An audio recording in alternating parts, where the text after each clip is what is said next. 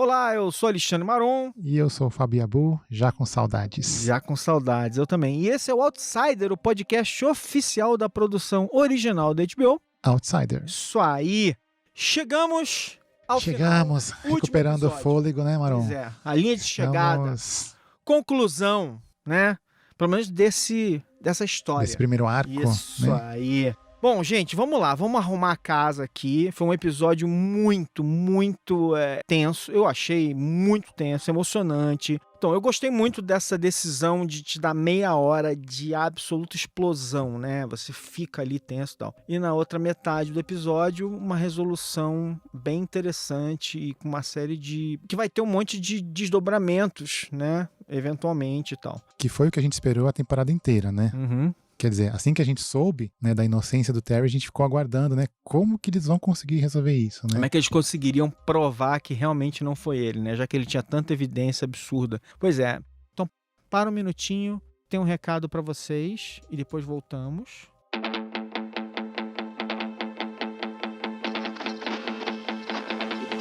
Olha, toda vez que eu revejo um filme ou então um episódio de uma série, eu descubro alguma coisinha nova, né? E mais do que nunca, essas obras modernas foram pensadas e criadas pra gente ver e rever, pra gente parar e dissecar. E o lugar perfeito pra isso é a HBO Go, porque são milhares de filmes, séries exclusivas, documentários, especiais. É perfeito pra rever a série nova do momento e também os clássicos como Sex and the City ou Sopranos. Ou então se preparar para uma nova temporada maratonando as anteriores. Olha o Westworld chegando, gente.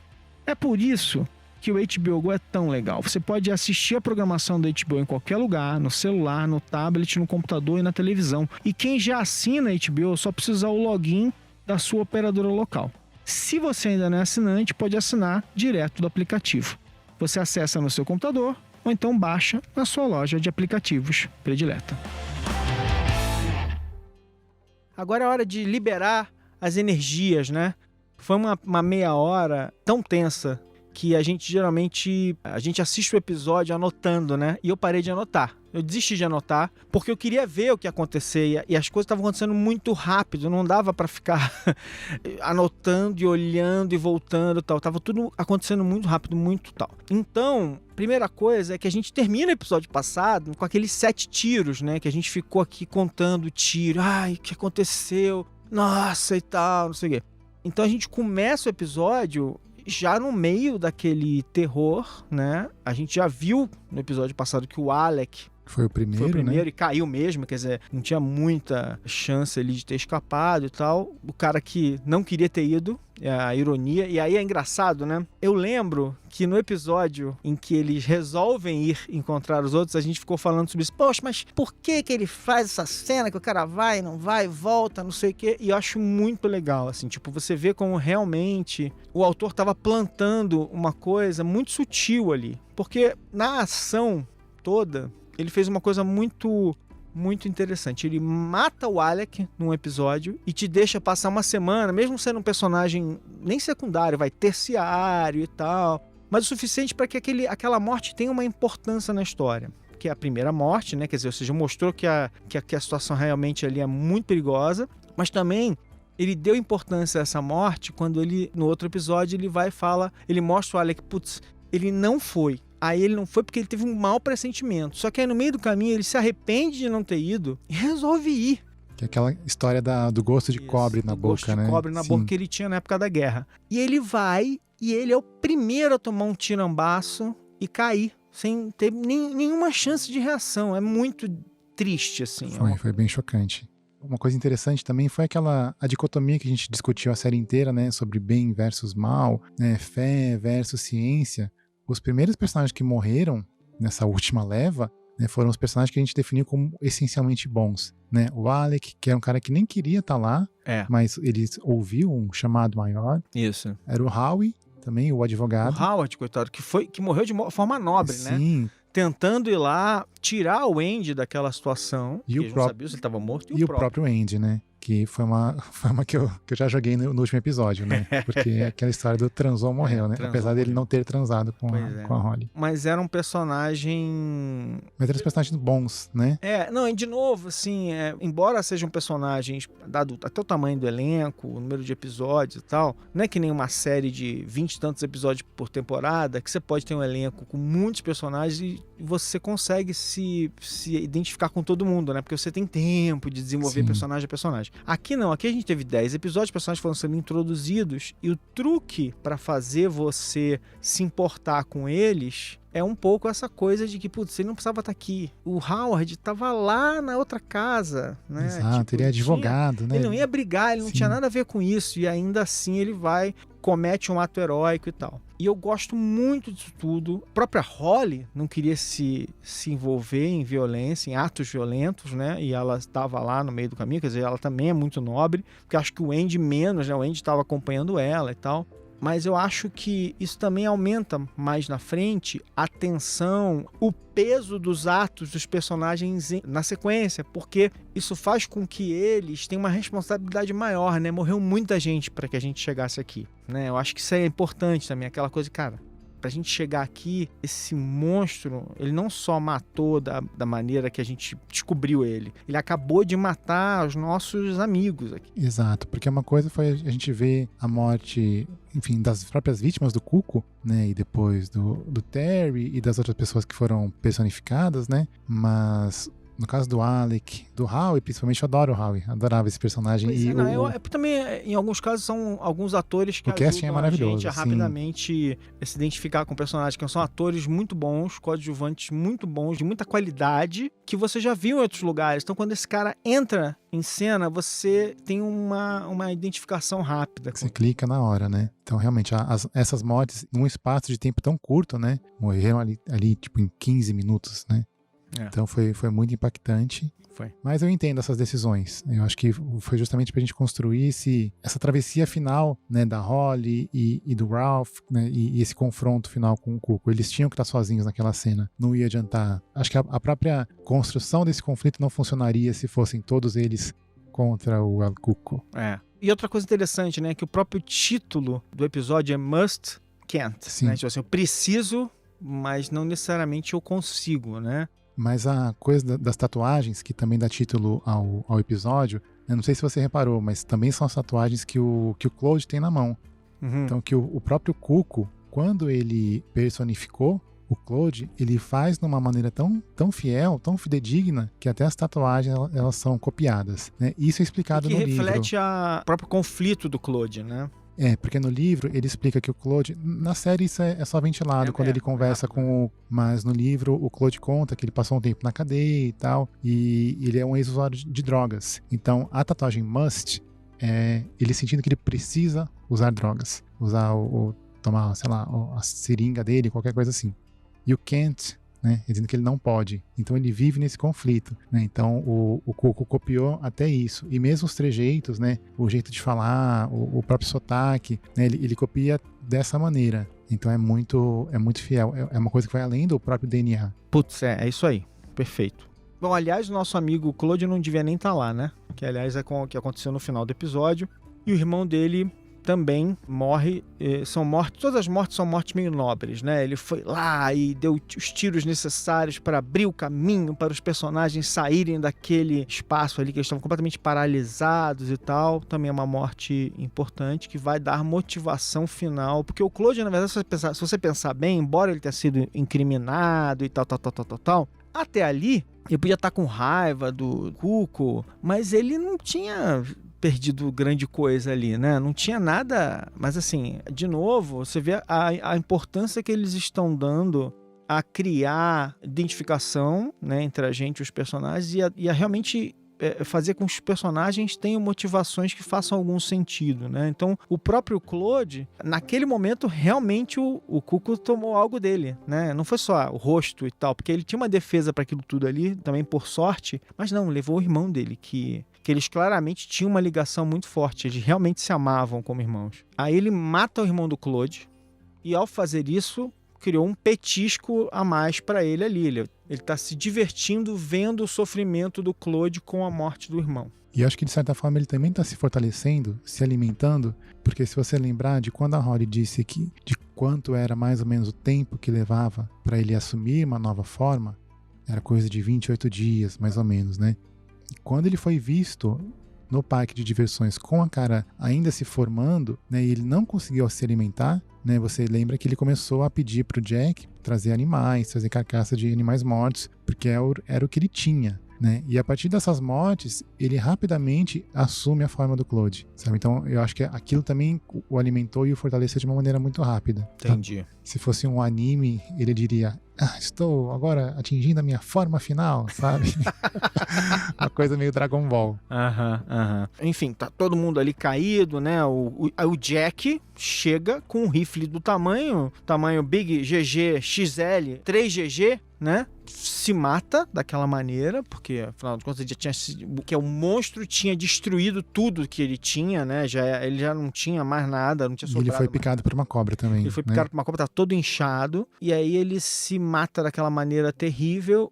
É aquele momento em que o imbecil aqui, vai e fala assim: por que eles não pegam esse rifle pra levar agora, né? Lembra? Eu fiquei assim, putz, não sei o que. Aí o nosso amigo, mas eu achei assim, eles não tinham pensado nisso, eles foram burros. Eles podiam ter pego aquele rifle e depois eles iam sacar que não iam poder usar o rifle, mas eles deviam ter pego, enfim. Eu achei um absurdo, achei bem burrinho, né, da parte do Ralph, porque afinal de contas ele não sabia o que ia acontecer.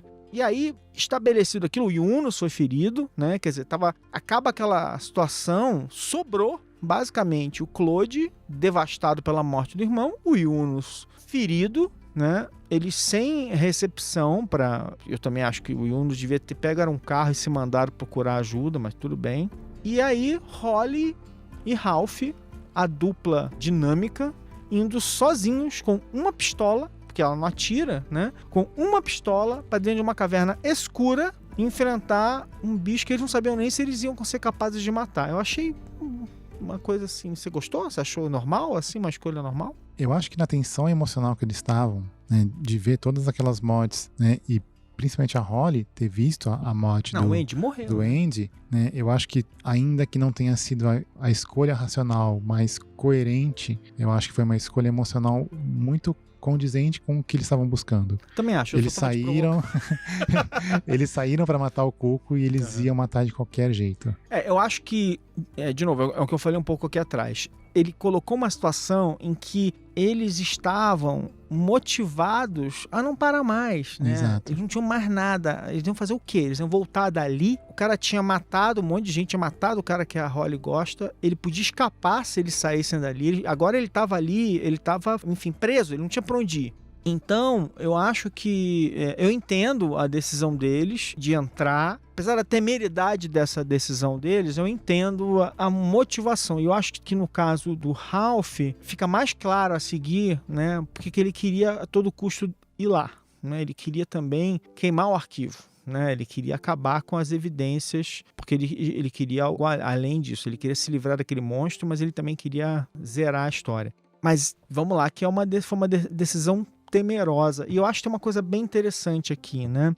A gente costuma fazer essa brincadeira com histórias de terror, embora essa série não seja uma série só de terror, né? Uma série procedural e tal, não sei o quê. Mas essa história do...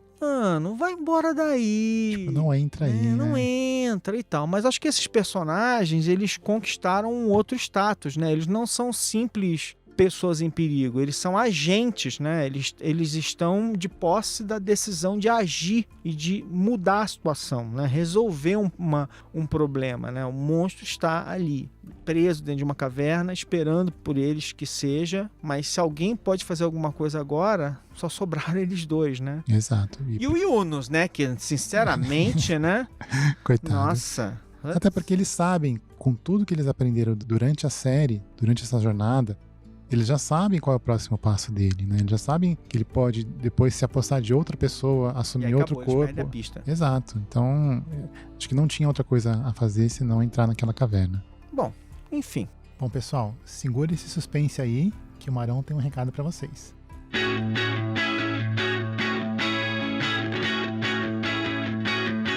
Olha essa dica. Eu adoro mergulhar nos filmes e as séries que eu assisto. Deu pra notar, né, gente? Por isso que eu fico fazendo podcast. E pra isso, o HBO Extras virou um companheiro perfeito. Você baixa o app na sua loja de aplicativos para smartphone ou tablet e aí depois é facinho de usar. Você abre o aplicativo, aperta aquele botão que aparece e ele vai ouvir o áudio do programa e sincronizar. A partir daí é moleza. Você vê a cena na TV e vão surgindo diversas curiosidades no seu smartphone. E o Extras, ele traz detalhes escondidos e também uma coisa que eu acho primordial. Identifica diversas das músicas que você ouve e fica ali tentando descobrir de quem são. E pensa bem, é perfeito para usar com HBO Go. Depois de ver o programa pela primeira vez e curtir normalmente, você vai lá e assiste de novo, só que agora com os extras ligados. Eu faço isso direto. Beijo!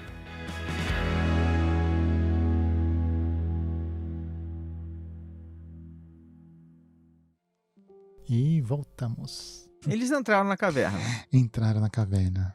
De certa forma, as pessoas não fazem coisas racionais o tempo todo, né? Cercados não, mas atacados, né? Com o inimigo cercado. Eu acho que tinha ali para eles, claro, eu falei um pouco disso no episódio anterior do podcast. Se ele estava tão incomodado assim a ponto de mandar o Jack atirar em todo mundo, não sei o quê, é porque ele, de alguma forma, ele sabia que ele pode ser morto. Senão ele não teria feito aquilo tudo, né? Não bastava se esconder, né? Tipo, ele sabia que de alguma maneira ele estava em perigo. Então, era um indício de que havia alguma chance de acabar com ele. Eu acho que também tem uma série de coisas importantes. As mortes dos amigos todos faziam com que fosse necessário seguir em frente. O senso de dever do Ralph, que é realmente muito forte, e aquela coisa de que ele sabia que ele também tinha que tentar ainda tirar alguma coisa dali, que fosse matar o monstro, ou além disso, tentar limpar o nome. Exato, porque, do Terry, né? Porque é isso que o coloca nessa jornada, né? É isso que motiva ele desde o começo, porque ele foi o cara que prendeu o Terry.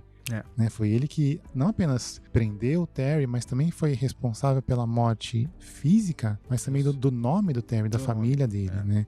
Aquela coisa de prender ele na frente dos alunos, no jogo, né? E todo o luto, toda a tragédia pela qual a família dele passou. Então, todo esse peso tá em cima dele, né? Então, ele tem também essa motivação moral. Ele tem essa dívida moral com a família do Terry. Pois é. Então, entraram naquele lugar, vão avançando lentamente. A Holly, com aquele celular dela, com a luzinha UV que ela tinha improvisado, ou com uma lanterna UV, nem lembro o que era. E ele com uma lanterna normal. E é muito interessante, à medida que eles vão avançando, eles vão meio quase que dizendo pra gente, né, que é espectador, então, olha, ele precisou segurar no corrimão, né? Corrimão, ou seja, ele tem medo de cair.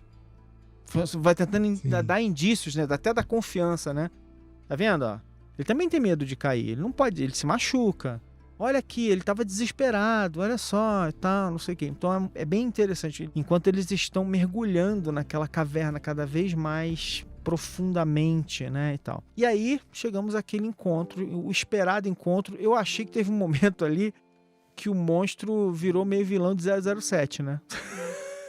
Que ele começa meio que tentar assustar eles, demonstrar uma superioridade que ele não tinha realmente ali. Quer dizer, você vê que ele está tentando aproveitar, né, a situação para tentar tirar alguma coisa ali. Ele tá na esperança de escapar de alguma maneira. Porque tem aquela coisa de então vocês estão aqui, vocês chegaram e tal. E eu acho...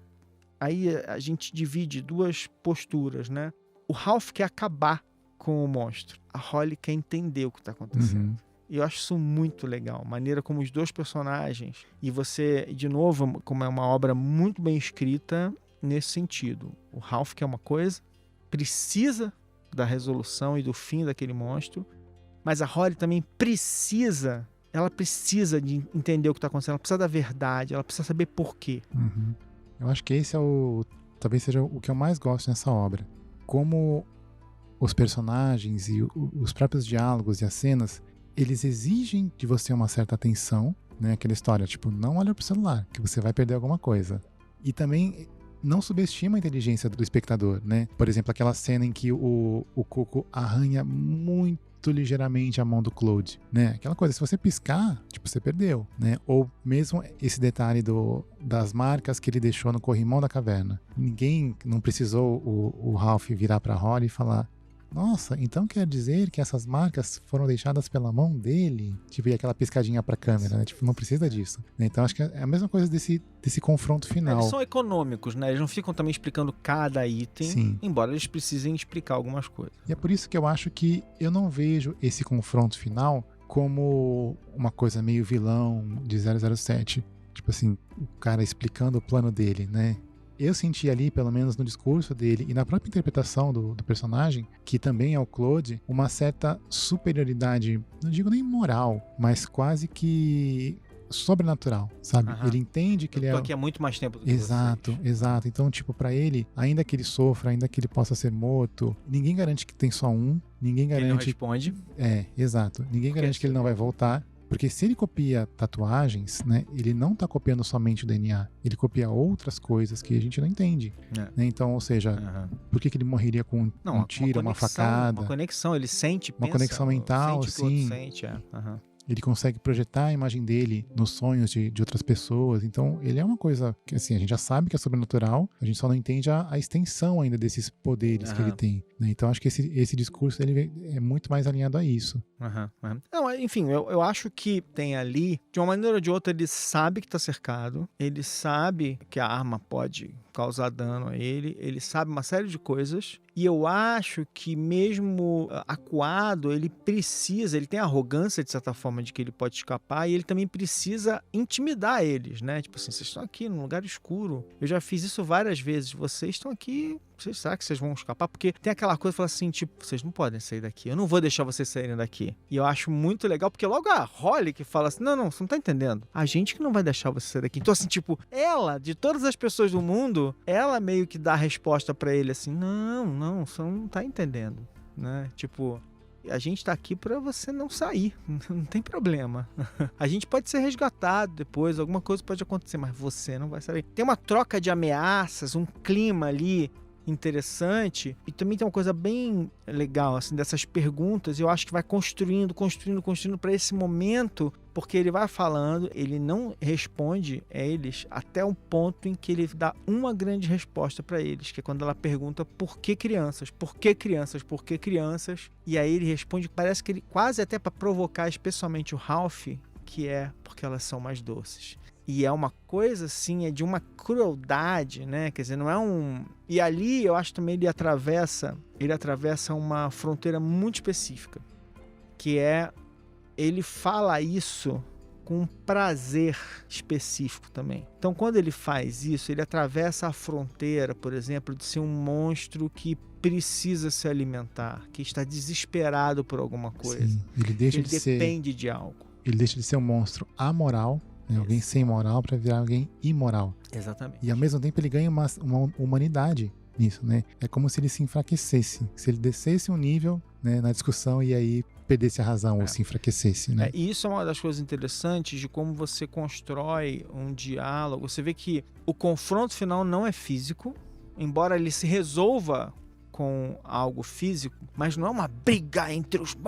monstro e o Ralph e a Holly e com tacos e tal, assim. As coisas vão se resolver com um tiro, com a facada, com outro tiro, com pedrada. Elas se resolvem fisicamente porque é a única maneira. Mas não é algo que é a essência, que você fica, né, aquela coisa de criar uma briga que não tem fim, não. A esgrima deles é uma esgrima discursiva, né? De um dizer uma coisa pro outro, uma provocação. Aí você sente que aquele diálogo avança a Holly um passo, aí ele dá um passo para trás, aí ele vai e faz o Ralph também se irritar. E aí quando o Ralph se irrita é que ele finalmente fala assim, se você atirar em mim, vai cair a caverna inteira em cima de vocês. Quer dizer, ele não fala isso, mas enfim, a essência da discussão é essa, porque... E aí, de novo... Eu lembro que tinha uma coisa muito interessante do episódio 9, acho que eu não cheguei a falar isso no episódio 9, que era assim, muitas vezes, e isso aconteceu de novo nessa série, eu tinha uma dúvida sobre toda a situação do episódio 9, que era assim, a gente viu aquilo acontecer, né? E aí tinha uma hora que eu falava assim, mas é só um truque? Ou mostrar que a caverna pode desabar era importante, desabar só com os gritos das pessoas. Então é muito interessante, assim, tipo, como realmente nada é desperdiçado, né? Essa informação que ficou muito clara no episódio 9, mas parecia de certa forma uma coisa assim, tipo, isso é uma firula narrativa, né? Putz, como os escritores são espertos e tal, não sei o que, conseguiram enganar você metade do episódio e tal. Mas não é uma firula narrativa. Aquilo volta com tudo. É a essência de por que ele pode se esconder ali. Ninguém pode entrar armado ali e achar que vai atirar e sair de lá incólume, né? Quer dizer, ele pode ser morto por uma arma, mas você não pode usar uma arma. Um tiro só não mata ele, como a gente viu, então você não pode usar uma arma simplesmente achar que vai escapar dali. Morre todo mundo, né? E ainda tem o lanchinho dele ali, né? Que são as mortes das pessoas que foram lá resgatar as crianças, né? Então, assim, é o melhor Airbnb que existe com um monstro como ele, né? É um ambiente tomado pela dor, né? Sim. Pois é. Com aquelas marcações, né, dos nomes das pessoas e tal. Que virou uma espécie de memorial de uma tragédia, né? É um lugar de poder para ele, com toda certeza, por causa do que aconteceu ali. Então a gente tem ali, quando ele fala isso, o Ralph entende que... Porque a partir dali tem um empate, né? De certa forma, né? O Ralph não pode usar a arma dele, que seria a única vantagem que ele teria, né? Fica aquele pequeno impasse e aí chega um novo jogador no tabuleiro, que é o Claude. E o Claude com uma motivação especial, né? Ele não se importa mais de morrer. E aí também, de novo, tem uma outra situação bem interessante, porque eles se encaram, Claude chocadíssimo de se ver daquela maneira, né? É importante, essa cena toda é muito legal por causa disso. E, enfim, aproveitem a HBO Go à vontade aí pra ver e rever essas cenas, mas assim, o Cuco olha pra ele e assim, pelo menos pra mim, a minha sensação foi assim, o Cuco tinha certeza que ele não ia atirar. E o Cuco errou. Ele achou que ele estava realmente numa situação de superioridade e falou: esse cara não vai atirar. O que é mais legal porque é um cara com quem ele tem uma conexão mental. Então parece que ele estava muito confiante de que o cara não ia atirar. Mas o cara estava tão transtornado por tudo, por se ver, né, que ele faz algo que o próprio Cuco não esperava, não podia controlar, assim, acabou, dá um Porque, em tiro. certa medida, pelo menos pelo que a lógica da série estabeleceu, o Cuco devia saber que o Claude estava chegando. Isso. Né, porque ele conseguia ver pelos olhos dele. Isso aí. Então, é isso. Alguma coisa aconteceu ali, né? Então, eu gostei muito desse negócio, assim, tipo, dele achar que tinha um controle que ele não tinha mais ali.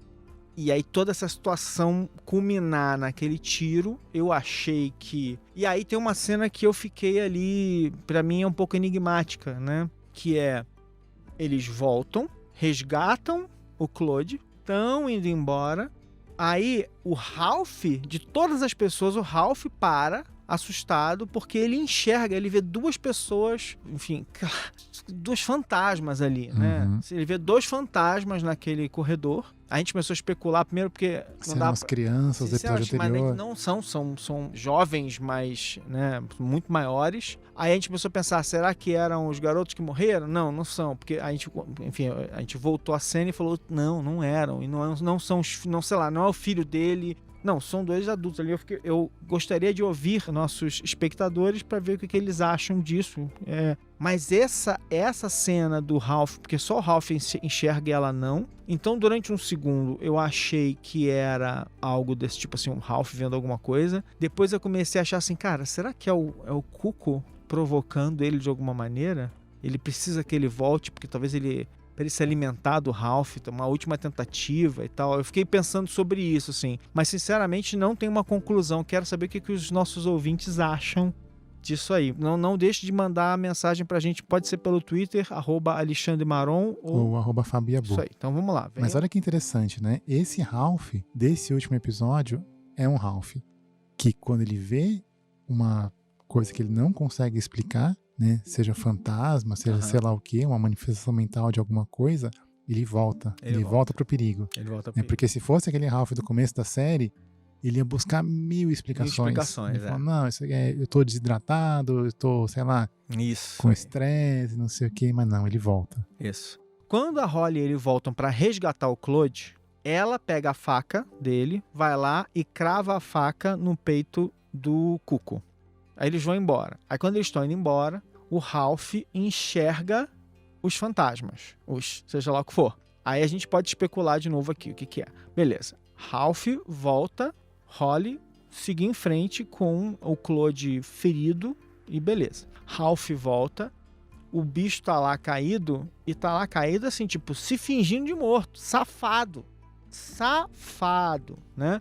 Ralph vai lá, tira a faca e aí ele começa a conversar com o monstro, né? E aí eu adoro essa conversa, porque ele começa a dizer, tipo, você deve estar aí pensando como é que você vai escapar, como é que você vai dar um jeito de sair daqui. Você deve ter esperança de que alguma coisa... Mas não vai acontecer. Hoje eu vou resolver essa história. E pra falar a verdade, eu não faço nenhuma questão de dizer pro mundo que você existe. Pra mim é melhor que você não existe. Essa coisa toda, tipo assim, ele vai tentando tirar as esperanças do Cuco e aquela cravada da faca na mão do Cuco pra deixar ele preso ali, ou seja lá, pra machucar ele, né? Que é inclusive a hora que ele não consegue mais fingir que tá morto. Eu acho muito legal. E aí tem aquele momento, o momento T-1000, né? Que ele começa a assumir as outras formas, ele começa a assumir as formas anteriores dele e tal. Então, eu gosto. Toda essa sequência me dá essa sensação de... Eu achei particularmente que, assim, enfim, a gente pode assumir que é um grito final de desespero do Cuco, porque, afinal de contas, ele não conseguia mudar a forma com aquela rapidez em nenhum momento da história, né? Se ele conseguisse, ia ser bem estranho. Mas ele muda ali e tal, pode ser até o Cuco fazendo ele enxergar aquilo, enfim, seja lá o que for. Mas eu gostei daquilo, e aí aquele ato físico desesperado de liquidar ele com uma pedra, né? Que para aquele policial, vamos lembrar do Ralph, vamos dar um passo atrás aqui. Ralph, episódios atrás, quando ele matou o cara que tinha matado o Terry, que era uma outra vítima e tal, ele ficou muito mal. Ele ficou completamente abalado. Então, assim, pro Ralph, matar alguém não é uma coisa simples, né? Quer dizer, aquilo que ele fez ali foi porque ele realmente estava absolutamente convencido de que aquilo que ele estava enfrentando era algo completamente, de novo, imoral, algo monstruoso, algo que se alimentava do sofrimento dos outros, que se saísse dali ia destruir a vida de outras pessoas, matar outras crianças e tal. Então, a gente pode ter...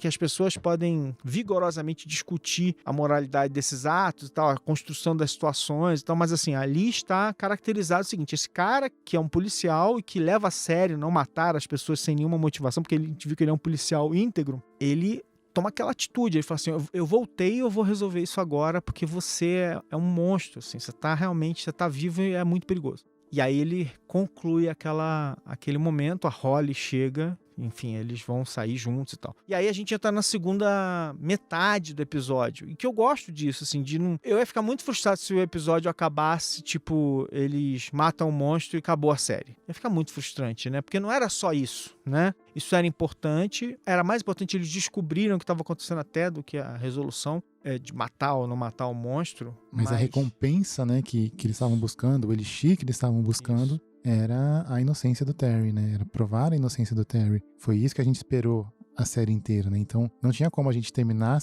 essa série, essa jornada, sem ter a inocência do Terry provada, né? E esse foi o questionamento do 9º episódio, né? Tipo, como? Como eles vão conseguir provar, né, que o Terry era inocente? Ainda mais depois que o Cuco foi destruído. Não tinha mais evidência, não tinha prova, não tinha como eles dizerem, não, sabe o que é? Na verdade, é um monstro que copia DNA. Né? Mas eu acho que tem uma outra coisa bem curiosa nessa história toda, assim. Quando o Ralph mata o monstro, né, seja lá o que ele foi. Quando o Ralph mata o monstro, é como se ele tivesse eliminado o componente sobrenatural da equação e o mundo voltasse a fazer sentido para ele. Porque quando ele faz aquilo, ele parece que ele sabe todos os passos seguintes, tudo que ele tem que fazer. O mundo volta a ser o mundo que ele consegue operar, e ele consegue operar até com alguma superioridade ali em relação às pessoas ao redor dele, né? E aí eles têm um plano ali, eles vão todos ensaiar a versão do que eles vão dizer, fazer, para tentar limpar o nome do Terry, mas também porque eles acreditam, depois de tudo que aconteceu com eles, que eles não têm como convencer o mundo de que aquilo aconteceu, né? Mas eu acho que, de certa forma, aquilo é muito confortável pro Ralph. Ele tem vergonha, ele tá envergonhado. É muito importante isso no episódio em que a Holly conta a história pra todo mundo, ele tá envergonhado no final de estar envolvido com aquilo, porque ele sabe que as pessoas vão olhar ele dessa maneira.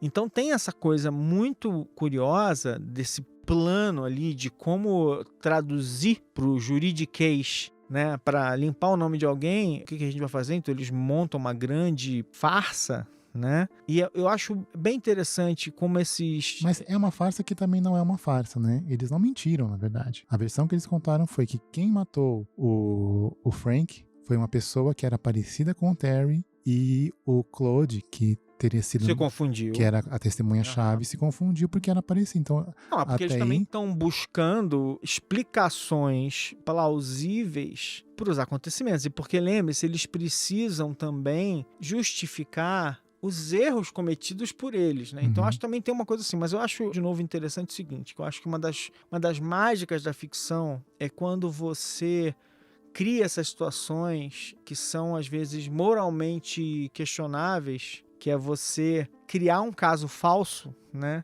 Mas você coloca elas em uma perspectiva completamente diferente para tentar acomodar as decisões dos personagens e tal. Então, assim, eles criaram um caso falso para justificar os erros cometidos e limpar o nome do Terry. Outra ótima cena, que é quando o promotor vai lá falar com a Glory, comunica a ela de que eles tiraram as acusações sobre o Terry. Eu adoro porque o cara vai embora, ela fecha a porta. E aí a filha pergunta, mamãe, eles vieram te fazer mal? Ele veio te machucar de alguma maneira? E ela fala, não. Tipo assim, dessa vez não. Né? E é a primeira vez que isso acontece na série, né? Então eu gosto muito dessa amarração final e tal. E eu particularmente adoro a cena final do Ralph e da Holly, né? Durante grande parte dessa temporada de 10 episódios que a gente curtiu agora, uma das minhas perguntas era a seguinte, como é que se faz uma segunda temporada, por exemplo, se é que vai ter, mas enfim, a gente não sabe,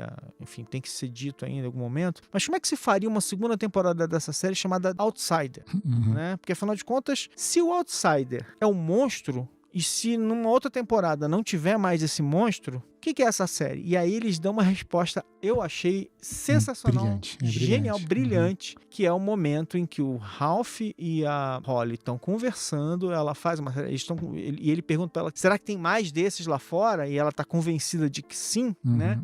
Porque se tem um, tem outros, né?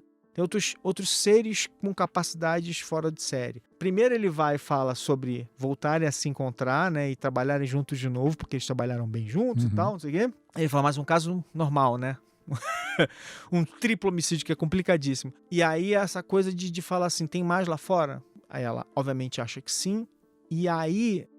aquela coisa assim, o próprio Cuco estava curioso, né? Sobre como é que ela conseguiu, né, entender, acreditar e montar aquela teoria e tal, e ela fala porque um outsider reconhece outro outsider. E a partir daí, a série chamar Outsider faz todo sentido, porque ela é outsider ela virou da história. outsider, não era sim. ele, era ela o tempo todo e tal. Então eu achei absolutamente genial. Tipo assim, ela olha o mundo de fora. Ela olha o mundo com uma perspectiva completamente única.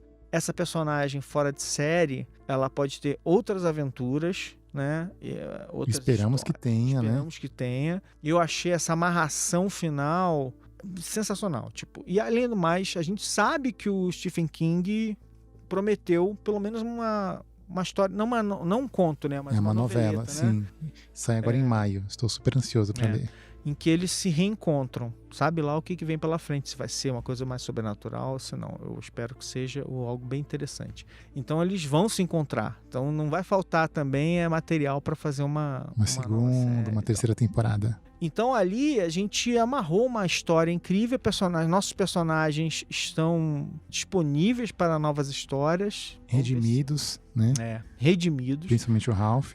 Isso cria uma coisa interessante, que é o seguinte, né? Isso mexe nas motivações dos personagens para outras histórias. E é um desafio para quem escrever novas histórias. Essa temporada ela tem uma característica muito interessante, que é assim, ela foi estruturada de uma maneira que todos os personagens têm motivos muito fortes para resolver os casos, né?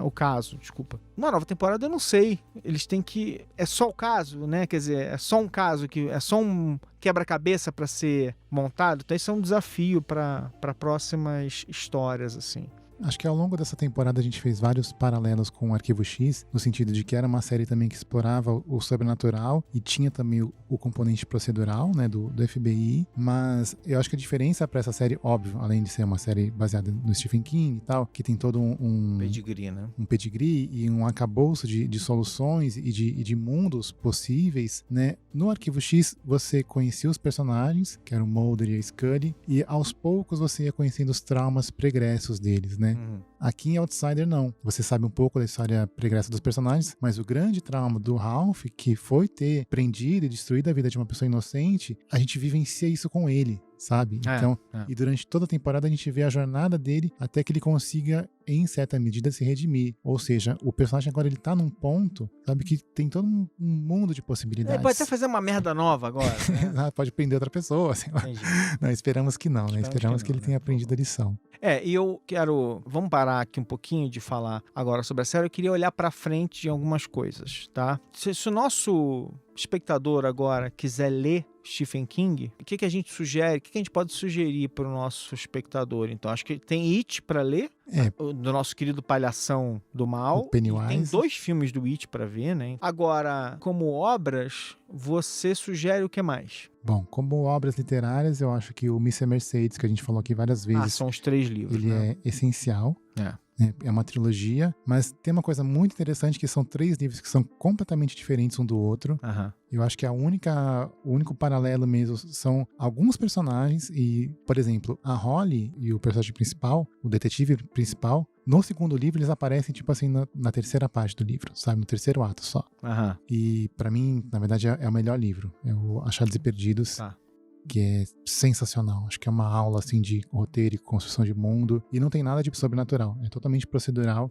E quem curtiu essa pegada de investigação, das pistas sendo construídas ao longo da história, tipo, vai amar isso. Achados e Perdidos. Bom, os meus livros favoritos do Stephen King são aqueles que têm as ditas novelas, né? Que são as histórias que são curtas demais para serem livros, porém são longas demais para serem consideradas contos, meros contos, né? Então... Tem 2 coleções que são incríveis, que é As 4 Estações e Escuridão Total Sem Estrelas. As 4 Estações deu origem a filmes que todo mundo viu. Se não viu, é obrigado a ver, né? Que é Conta Comigo, Um Sonho de Liberdade. Tem o Apt Pupil, que é O Aprendiz, que é um filme... É um filme do Bryan Singer. Do Bryan Singer, isso aí. Que é incrível. É um filme que ninguém viu. Sobre o nazista, né? Exato. É um filme, uma história sobre um garoto adolescente que ele... com o Magneto, né? Com a Ian McKellen. Ele fez, acho que no mesmo ano de X-Men, acho que 2000. E pouca gente viu esse 998. filme. Ele é incrível. Ele é muito bom mesmo. E tem uma construção, assim, de mundo, de personagem que, assim, mesmo pros padrões de Stephen King, que já são altos, é maravilhoso. E tem também o método de respiração, o The Breathing Method, que é uma história que até virou meio lenda urbana, que talvez algumas pessoas tenham ouvido falar, que é muito bom também. E o outro livro que eu queria recomendar é o Escuridão Total Sem Estrelas, que também deu origem a filmes incríveis, que ainda estão debaixo do radar, que é 1922. Tem também Big Driver, que não foi um filme que foi tão bem assim, mas ele é muito interessante também. Tem um conto que é maravilhoso nesse mesmo livro, que chama Fair Extension. É um conto sobre um personagem que ele começa a história com uma doença terminal e ele descobre uma maneira de prolongar a vida dele. Mas é uma coisa assim que em muitas histórias o Stephen King lida com a culpa ou com o preço que as coisas têm. Nessa história, esse personagem ele consegue o que ele quer meio que sem consequências. Então a história é sobre isso, sabe? Sobre uma vida e uma extensão de vida sem consequências. É meio que um pacto com o demônio, só que o cara sai livre. Entendi. É muito bom mesmo. Um Fausto sem consequências. Exato. E a história é pesadíssima, mas é muito boa também. E tem The Good Marriage também, que é maravilhosa também. Enfim, e obviamente também o livro, né? The Outsider. Pois é, aí vamos falar um pouquinho, pra quem não leu o livro e quer ler o livro, vamos ter spoilers aqui, mas eu queria falar um pouquinho sobre como acabou ficando diferenciado, algumas diferenças, as mais gritantes do livro para a série, né? Porque, por exemplo, sei lá, no livro as coisas vão divergindo, mas elas convergem de novo quando chega na reta final e tal. Mas uma das coisas que é muito forte é que no livro quem mata o monstro não é o Ralph. É a Holly. Isso no livro, realmente eu entendo essa mudança e a razão pela qual ela foi feita, Porque a Holly, na trilogia anterior, Mr. Mercedes, ela começa como uma personagem muito tímida, muito retraída, e ela vai meio que se aperfeiçoando, e ela vira detetive. Então, ela não começa como detetive, né? Ela é uma personagem bem coadjuvante, e aos poucos ela vai meio que ganhando seus poderes, né? E entre esses poderes, que óbvio que com grandes aspas, ela herda meio que uma arma do personagem principal da outra trilogia, que em português chama o Porrete Feliz. Que o que é? É uma meia no qual ela carrega algumas bolinhas de gude e ela usa aquilo, ela gira assim no ar e dá na cabeça das pessoas. E ela faz isso várias vezes nessa trilogia, né? Então, nesse livro ela usa também essa arma, e não, né? E não faria sentido, né? Ela usar isso na série que a gente viu. Então, esse equilíbrio ele é meio que alterado para que o Ralph também tenha mais protagonismo, porque quando a Holly aparece, ela assume o controle. Acabou pro Ralph, né? Então, é muito interessante isso. Mas o livro é muito bom mesmo, eu super recomendo. Eu acho que o primeiro e o segundo ato são bem semelhantes à série. Depois é bem semelhante aos primeiros episódios. Depois a coisa divergir. Mas acho que as duas obras se complementam muito. E a própria forma como a Holly ela vai mergulhando no passado, né, não tem essa profundidade, ela não volta tantos passos atrás na história no livro quanto ela volta na série, né? Sim, na série também. Exato, na série também mostra outros casos. Né? E na série a gente mergulha também um pouco mais na vida do Claude, né? Não tem essa coisa da caverna, tem a caverna, mas não tem esse luto. A caverna não tem tipo assim, não tem o episódio da caverna como a gente presenciou, né? E nem essa coisa da família do Claude e tal. Então a gente tem aqui, enfim, beleza, acho que a gente nem estragou o livro pra ninguém, né? Estamos aqui só falando de pequenas diferenças. Então beleza, leiam o livro se tiverem a chance, vamos todos aguardar aqui novas aventuras. Então vamos lá, tentando amarrar aqui um pouquinho das minhas impressões gerais sobre o que aconteceu aqui, né? Eu já vi muita série em que você sente que alguém está esticando a história. Eu acho muito interessante, eu falei um pouco sobre isso, eu vou voltar um pouco para tentar amarrar essa ideia. Eu acho muito interessante esse caso em que a gente pegou o Richard Price e o Stephen King e combinou os talentos deles, que são diferentes, né? Próximos de alguma maneira, mas são diferentes. O Richard Price ele é metódico de uma maneira que é diferente da maneira como o Stephen King é. É como se ele fosse o Ralph. Talvez seja isso, mas o fato é assim, a maneira como ele vai contando a história bem devagar. Eu tenho uma sensação da maneira como o Stephen King trabalha, porque assim, embora os livros sejam longos, eu acho a prosa dele, ela é ágil, ela vai me levando. É como se fosse uma pessoa que fala rápido do meu lado, me contando uma história, entendeu? E o Richard Price tem um outro ritmo, ele anda mais devagar, ele mostra as coisas com calma. Ele tem uma paciência, e ele exige de você paciência também, né? Então você tem que curtir esse tipo de ritmo e tal. Então eu gostei dessa combinação. Eu acho que o Stephen King, muitas vezes, em algumas obras dele que são adaptadas, essa pressa dele não é controlada por quem realiza a obra. E quando um bom realizador controla, são os melhores filmes do Stephen King. Quando aquele realizador consegue controlar esse ímpeto do Stephen King. Então eu gostei disso pra caramba aqui. Gostei dessa história sendo contada num ritmo muito bem sacado ali, muito bem construído. Eu sempre dou o exemplo de uma série da HBO que eu amo, que é o Big Little Lies, e que uma das coisas que eu achei mais interessante foi na primeira temporada. Acabou que na segunda também é a mesma coisa, mas na primeira temporada e depois na segunda, ela, em vez de ser uma série com 8 episódios, 10 episódios, ela tem 7 episódios. E eles, na segunda temporada, repetiram isso. Sei lá por que motivos isso aconteceu, se foi algum outro motivo maluco, alguém cortou alguma coisa, as histórias um dia serão contadas. Mas a minha sensação, quando você coloca 7 episódios, foi uma sensação muito curiosa de que assim, podia ter sido 8, mas não foi. Sim. Eu parei de contar a história quando eu achei que ela tinha que acabar. Não tem filler, né? Isso. Então eu acho que enfim, isso não precisa ser verdade, tá? Mas eu acho que essa sensação de que a história foi bem contada foi uma das coisas que me deixou feliz com essa série. Porque, por exemplo, a gente tá falando aqui,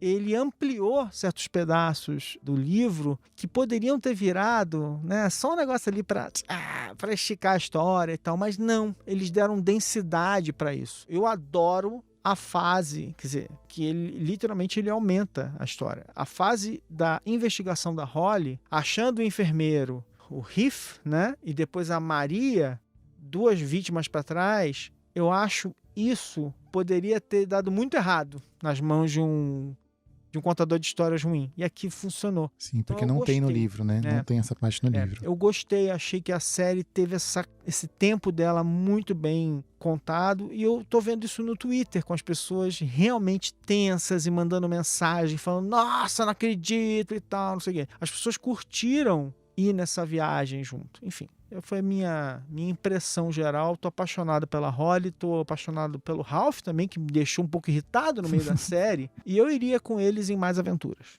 Com certeza também. É interessante, né? Porque as obras do Stephen King, por mais ricas que elas sejam, e cheias de personagens interessantes e mundos pelos quais a gente se apaixona, elas têm um desafio dramático, né? No sentido de que se você não tem um bom diretor e um bom roteirista, bom no sentido de que alguém que é experiente e já contou tipos diferentes de histórias, né? Existe uma certa tendência das pessoas focarem nos aspectos errados da história.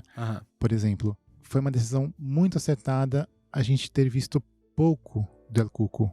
Bem pouco, sabe? E o mistério, como você falou, né? Ele foi sendo cozinhado de uma maneira muito lenta ao longo de 10 episódios, porque imagina se, sei lá, pelo 3º episódio a gente visse o monstro na sua forma real, né? Porque no livro funciona, né? No livro a gente tem mais alguns detalhes físicos dele, né? Porque na aparição que ele faz para as filhas do Terry, elas descrevem ele de uma maneira física pro Ralph, e aí ele tem alguns detalhes que não tem na série. Né? Mas é uma coisa que fica na sua imaginação. Você constrói o seu monstro, né, dentro da sua mente, da sua narrativa, né? Já na série não funcionaria, mas olha como seria uma armadilha muito fácil, né? De repente alguém transformar... Pois é, exatamente. Alguém que vem numa pegada meio It, sabe? Então a gente vai fazer um Pennywise, né? Vai ser um novo Pennywise e as pessoas vão fazer memes com a imagem dele. Isso. Tipo, não é isso que a gente quer, não é isso. A história não é sobre isso, não é sobre um monstro. É uma história sobre a fé, sobre essa jornada do Ralph, o encontro dele com a Holly, como que os dois saem transformados dessa história. É quase como uma história de amor, assim, né? Pois é. Tanto que, vou dar aqui um spoiler do livro, no final, o Ralph, ele se declara, entre aspas, pra Holly. Não numa maneira de um amor carnal ou mesmo sexual, mas de um amor fraterno, assim, sabe? Então, o livro termina com uma declaração de amor, sabe? E é bem tocante, mas também é o tipo de coisa que não funcionaria na série, né? Então, eu acho que foi brilhante mesmo. Hoje em dia, você tem que escolher muito bem aonde colocar as suas parcas horas de entretenimento. Isso aí. Né? A coisa que eu mais odeio na vida é começar a ver uma série e ela não entregar ela no final, né? Sim, pois é. Depois do 4º, 5º episódio, porque aí você fica naquele dilema, né? Pô, mas eu já vi 4 episódios, né? Então vou até o fim. Vou até o fim saber o que acontece. Ou já vi 6 temporadas, né? Putz, Quem nunca, né? Isso aí. Mas eu acho que entregou muito bem e, parabéns, HBO. Pois é. Gente, então, olha, a gente vai se encontrar novamente em futuros podcasts sobre futuras séries incríveis. Muito obrigado por acompanhar a gente aqui por 9 episódios de podcast, falando sobre 10 episódios de série. E a gente se vê por aí. Um beijão. Valeu, gente.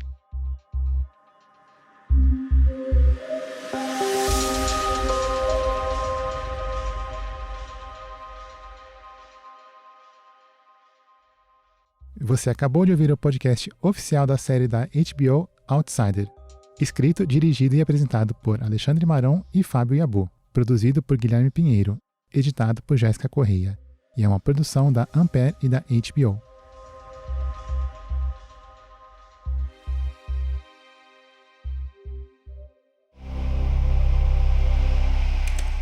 Ampere.